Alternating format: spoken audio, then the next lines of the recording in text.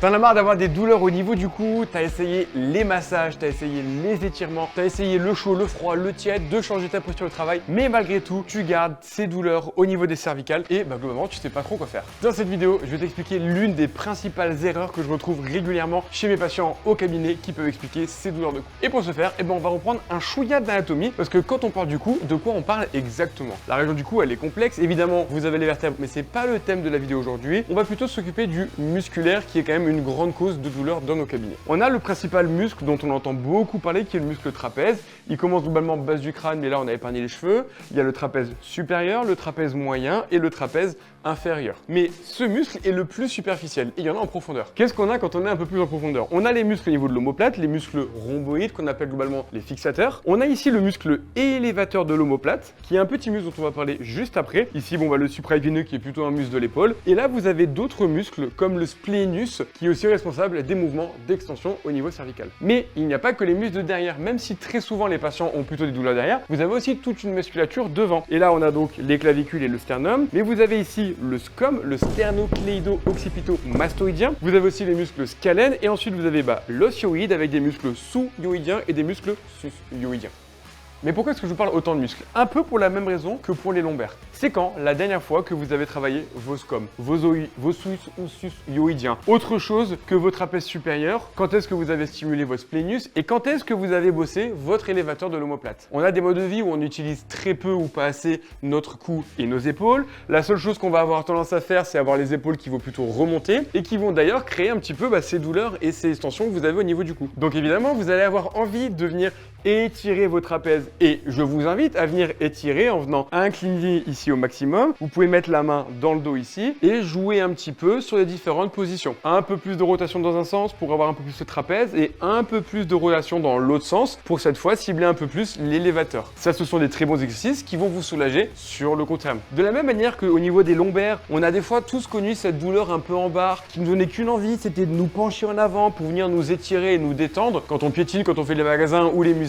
Est-ce que seulement l'étirement était efficace? Non, aujourd'hui c'est compris et intégré que de venir renforcer son dos lombaire est bon pour la santé. Pourquoi est-ce qu'on fait pas pareil en cervical? De la même manière, quand on va avoir un coup du lapin ou faire un torticolis, qu'on va mettre une minève pendant plusieurs jours, plusieurs semaines, lorsqu'on va l'enlever, combien de personnes derrière sont venues faire de la rééducation de tous ces muscles? Autant ça paraît cohérent et normal quand on se fait un lumbago ou une lombalgie, pourquoi est-ce qu'on fait la même chose en cervical? Et donc dans cette vidéo, ce que j'ai envie de vous montrer, c'est d'autres exercices de renforcement musculaire. Clairement, c'est pas les exercices les plus sexy, on va pas se mentir, mais ils sont pourtant très efficaces pour réduire ces douleurs, surtout si vous sentez que vous avez qu'une envie, c'est de mettre du chaud, étirer et détendre. Une manière très simple de vous l'expliquer, c'est que si vos muscles aujourd'hui vous envoient des messages de étire-moi, détends-moi, fais-moi des papouilles, ça veut dire que dans la journée, ils travaillent à 100% de la capacité qu'ils sont capables. C'est-à-dire que quand vous passez toute une journée sur l'ordinateur et que vous êtes tout le temps comme ça, votre trapèze, excellent mime, votre trapèze, il est au maximum de sa capacité. En effet, vous allez le détendre, le masser, le mettre du chaud, du froid, du tiède, ça va lui faire du bien. Mais sa capacité, elle sera toujours la même. Donc le lendemain, rebelote, même mime, même posture, même contrainte, même douleur. Moi, ce que je vais vous proposer, c'est plutôt de venir augmenter la capacité de vos muscles pour que votre mode de vie devienne tellement facile par rapport à ce que vous lui avez fait subir en vous entraînant que de seulement venir travailler sur ordinateur soit de la même manière que juste de faire quelques squats qui fait que le lendemain, vous n'avez pas de courbature au niveau des cuisses.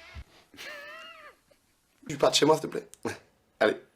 La porte, yes, clac. Yes. Alors quels sont ces magnifiques exercices dont j'arrête pas de vous parler? Le premier est très simple, s'appelle un shrug. Vous prenez 2 poids, vous pouvez aussi tout à fait le faire avec juste un élastique que vous venez glisser sous vos pieds. Là dans cette position, vous allez venir monter le plus haut possible, redescendre. Monter le plus haut possible et redescendre. En faisant ça, qu'est-ce que vous allez le faire? Et là, on le voit très bien, vous allez muscler votre trapèze supérieur. Ce qui est intéressant, ça va être de le faire avec plus ou moins d'écartement au niveau des mains. Pourquoi? Parce que vous avez aussi un travail du muscle élévateur, vous voyez, qui est de l'autre côté et que lorsqu'on le fait la même contraction. Donc faites-le un petit peu comme ça. On aurait tendance à penser que ça va plus faire travailler l'élévateur et faites-le un petit peu avec les mains légèrement ouvertes, une quinzaine de degrés. Et là, de la même manière, en théorie, on activera un peu plus le trapèze supérieur. Vous montez lentement, vous descendez lentement, vous contrôlez 20, 25, 30 répétitions. Je veux que vous sentiez que ça brûle, cette congestion, un peu comme ce que vous pouvez avoir en fin de journée, mais que là, vous allez vous recréer volontairement. Et voyons maintenant d'autres exercices un peu plus globaux au niveau de l'épaule avant d'attaquer les exercices très spécifiques cervicales. Une façon très simple qui va vous faire aussi beaucoup de bien, même si ça ne va pas faire travailler vos cervicales, ça va être de juste venir régulièrement, en fait, monter vos 2 mains et redescendre, même si là, Sophia a décidé qu'elle en ferait qu'une.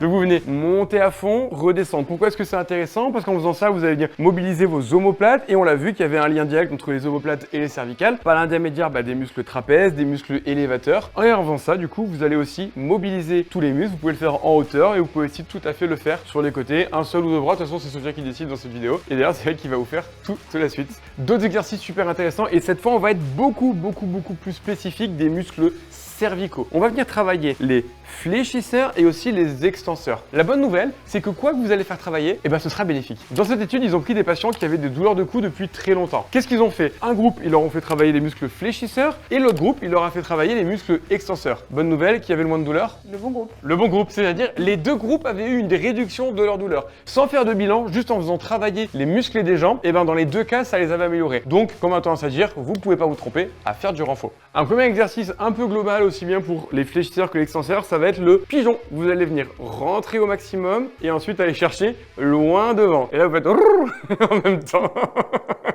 En faisant ça, ce qu'il faut, et Sophia nous le fait très bien, c'est d'essayer de ne pas bouger au niveau thoracique et d'avoir seulement un mouvement cervical. Je viens chercher ici loin devant, je viens chercher ici loin derrière. L'erreur que je vois souvent au cabinet, c'est surtout sur cette partie-là où les patients ont tendance à aller chercher trop ici. Non, gardez le menton bien dans cette position, comme si votre menton glissait sur un rail vers l'avant et vers l'arrière, et ça, ce sera idéal. Ensuite, vous allez faire un renforcement spécifique des muscles fléchisseurs et extenseurs. Pour le premier, c'est assez simple. Là, je vais le faire parce que sinon, on va flinguer ton beau body painting. Pour cet exercice, c'est très simple. Vous allez venir décaler votre micro sur le côté, mettre votre poing au niveau du cou et dans cette position, vous allez juste venir enfoncer.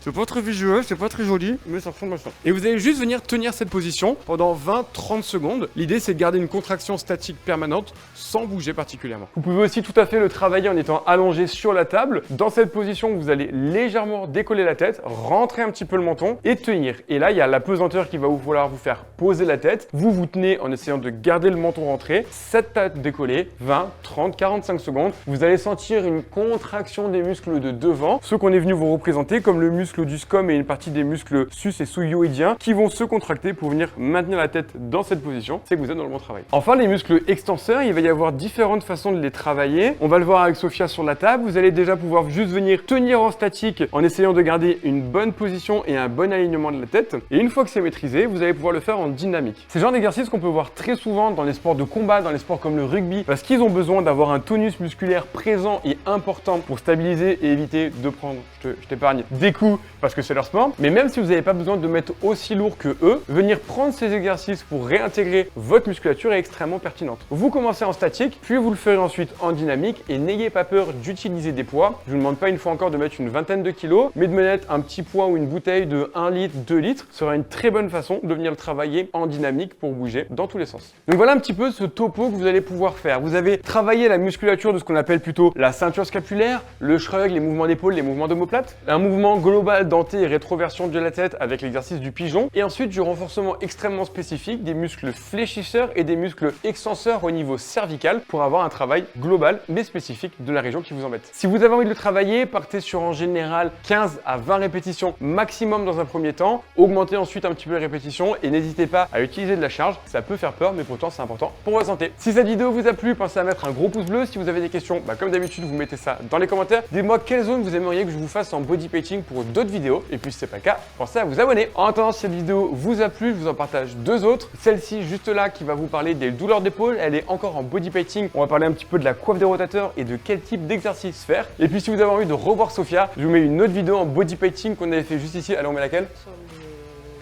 Allez, celle sur les fessiers qu'on avait fait, on vous la partage juste là. Bon visionnage.